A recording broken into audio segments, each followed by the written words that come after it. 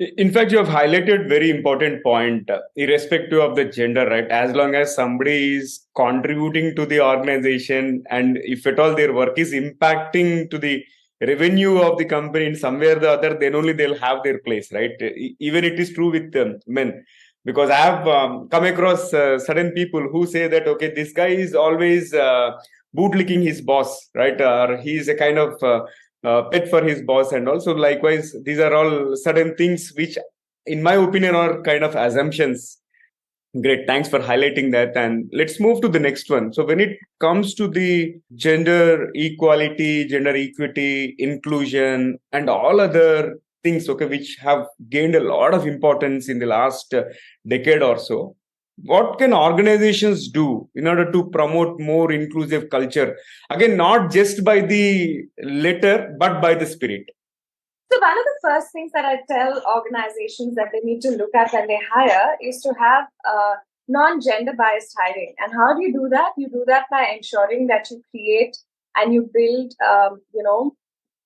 mechanisms of recruitment, which will help you sort of identify and make sure that you're hiring for the role, the best person for the role, irrespective of the gender that they belong to. So it's about that. It's about creating mechanisms and processes. And the intent has to be from the top. The intention has to come in such a form and a manner that the leadership, the business, all of it is aligned.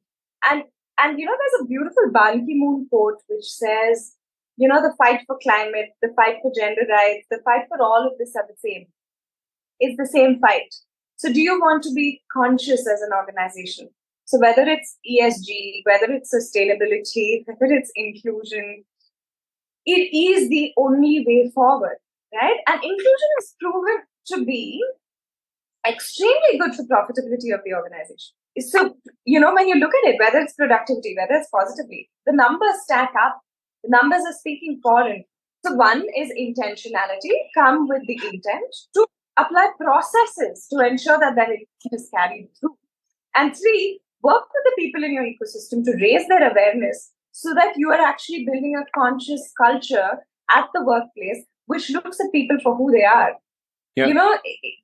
Beautiful line which says you can be invited to a party, but if you can't dance at the party, and then going from there, if you can dance at that party like no one is looking, that is the most inclusive place, because no more are people putting on masks and coming into workplaces saying this is my game face, and that's all passé.